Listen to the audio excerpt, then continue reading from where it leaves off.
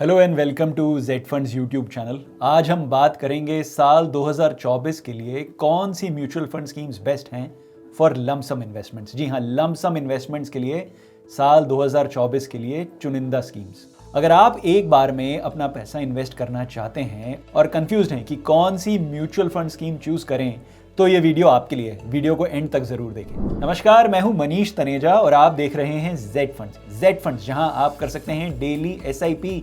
जी हाँ, 10 mutual fund houses की 500 से भी ज्यादा स्कीम्स में आप कर सकते हैं डेली इन्वेस्ट। और ये इन्वेस्टमेंट आप शुरू कर सकते हैं 100 रुपए से। जी हाँ, आप 100 रुपए प्रतिदिन से अपनी म्यूचुअल फंड इन्वेस्टमेंट्स चालू कर सकते हैं। कहां पर? जेड फंड्स ऐप पे। तो आज ही जेड फंड्स ऐप डाउनलोड करें और शुरू करें अपनी डेली एसआईपी की जर्नी। इस वीडियो में हम बात कर रहे हैं साल 2024 में बेस्ट लमसम इन्वेस्टमेंट्स के लिए म्यूचुअल फंड स्कीम्स। तो सबसे पहले समझते हैं कि लमसम इन्वेस्टमेंट होता क्या है और ये क्यों इंपॉर्टेंट है। लमसम इन्वेस्टमेंट का मतलब है एक बार में अमाउंट इन्वेस्ट कर देना। जी हाँ, एक मुश्त one time investment in a mutual fund scheme. ये अप्रोच इन्वेस्टर्स के लिए बेनिफिशियल है, स्पेशली तब जब मार्केट कंडीशंस उनके लिए फेवरेबल हों, यानी स्टॉक्स सही वैल्यूएशन पर उपलब्ध हों। उतार चढ़ाव स्टॉक मार्केट का नियम है। जब स्टॉक मार्केट डिप कर गया हो या उसमें करेक्शन आई हुई हो, तो उस समय स्टॉक मार्केट में पैसा लगा देना या इक्विटी म्यूचुअल फंड्स में इन्वेस्ट कर देना लमसम इन्वेस्टमेंट स्ट्रैटेजी कहा जाता है। इस स्ट्रैटेजी में कोई बहुत बड़ी साइंस नहीं है। जाहिर सी बात है, जब मार्केट गिरा हुआ है यानी फंड्स की एनएवीज कम हुई हैं, तब इन एनएवीज पर इन्वेस्ट करना बेनिफिशियल है, क्योंकि जब स्टॉक मार्केट ऊपर जाएगा, इस फंड की एनएवी बढ़ेगी, तब इन्वेस्टर्स को क्लियर गेन्स होंगे। लमसम इन्वेस्टमेंट करने से पहले सबसे पहले जो फैक्टर कंसिडर किया जाता है वो है मार्केट की रिसर्च और उसका एनालिसिस। स्टॉक मार्केट को अच्छे से समझना बहुत जरूरी है। आपको देखना होगा कि किस सेक्टर में ग्रोथ पोटेंशियल है, कौन सी म्यूचुअल फंड स्कीम्स उस सेक्टर में इन्वेस्ट कर रही हैं और कौन सी mutual fund schemes consistently stock market को आउट परफॉर्म कर रही हैं। तो आइए अब बात करते हैं हमारे आज के टॉपिक की, जो है कौन सी म्यूचुअल फंड स्कीम्स 2024 में आपकी लमसम इन्वेस्टमेंट को देंगी बेहतरीन रिटर्न्स। साल 2024 में लमसम इन्वेस्टमेंट करने के लिए हमारी पहली म्यूचुअल फंड स्कीम है एचडीएफसी बैलेंस्ड एडवांटेज फंड। जी हाँ, बैलेंस्ड एडवांटेज फंड्स की कैटेगरी की scheme HDFC balanced advantage fund. HDFC balanced advantage fund एक हाइब्रिड कैटेगरी की म्यूचुअल फंड स्कीम है, जिसमें फंड मैनेजर्स जब शेयर बाजार महंगा हो जाता है तब प्रॉफिट बुक करके पैसा डाल देते हैं फिक्स्ड इनकम इंस्ट्रूमेंट्स में, और जब शेयर बाजार की वैल्यूएशन होती है कम, तो फिक्स्ड इनकम से पैसा निकाल कर इन्वेस्ट कर देते हैं स्टॉक मार्केट में। क्या रिटर्न्स दिए हैं एचडीएफसी बैलेंस्ड एडवांटेज फंड ने?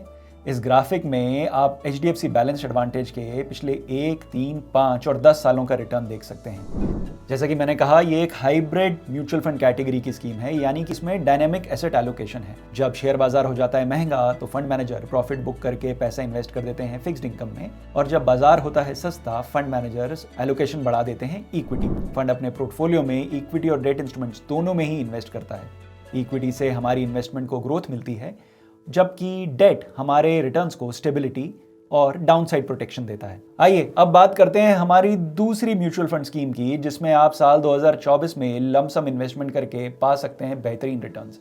ये स्कीम है Nippon India large cap fund. इस फंड की इन्वेस्टमेंट स्ट्रैटेजी है लार्ज कैप स्टॉक्स, यानी भारत की सबसे बड़ी और सबसे मजबूत कंपनियों में इन्वेस्ट करना, जो डेमोन्स्ट्रेट कर रही हैं ग्रोथ।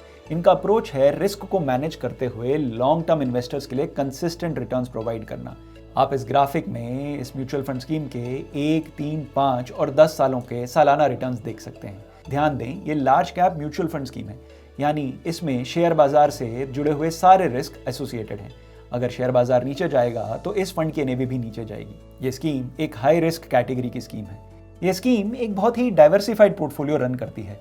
इससे स्टॉक स्पेसिफिक रिस्क नहीं होता, कॉन्सेंट्रेशन का रिस्क स्प्रेड आउट हो जाता है। और अगर इन्वेस्ट किया गया कोई सेक्टर परफॉर्म नहीं करता, तो भी पोर्टफोलियो बहुत ज्यादा इंपैक्ट नहीं होता है। आज की हमारी तीसरी और आखिरी रिकमेंडेशन है ICICI prudential multi asset allocation fund. ICICI prudential multi asset allocation fund अपने पोर्टफोलियो में अलग अलग एसेट क्लासेस में पैसा एलोकेट करता है। इसमें आपको एक्सपोजर मिलता है इक्विटी में, डेट में, गोल्ड में, यानी मल्टीपल एसेट क्लासेस में एक्सपोजर एक ही म्यूचुअल फंड स्कीम के द्वारा। ये म्यूचुअल फंड स्कीम भी एक वेरी हाई रिस्क कैटेगरी की म्यूचुअल फंड स्कीम है। स्कीम में की गई इन्वेस्टमेंट अलग अलग एसेट क्लासेस के माध्यम से एक डाइवर्सिफाइड पोर्टफोलियो बनाने में इन्वेस्टर्स की मदद करती है। आप जब भी कोई म्यूचुअल फंड स्कीम चूज करते हैं इन्वेस्टमेंट के लिए, तो उसका रिस्क रिवॉर्ड रेशो जरूर ध्यान में रखें। जितना म्यूचुअल फंड स्कीम रिटर्न दे रही है, उतना ही रिस्क है उस म्यूचुअल फंड स्कीम में।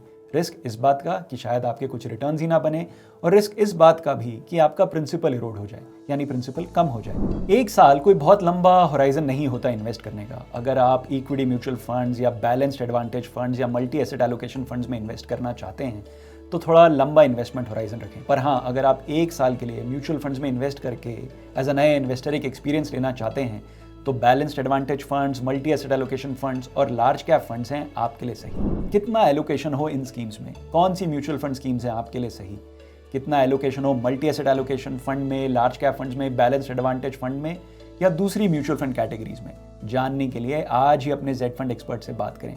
जेड फंड्स ऐप डाउनलोड करें। जेड फंड्स, जहां है आपकी इन्वेस्टमेंट सही और आसान। Mutual fund investments are subject to market risks. Read all scheme related documents carefully.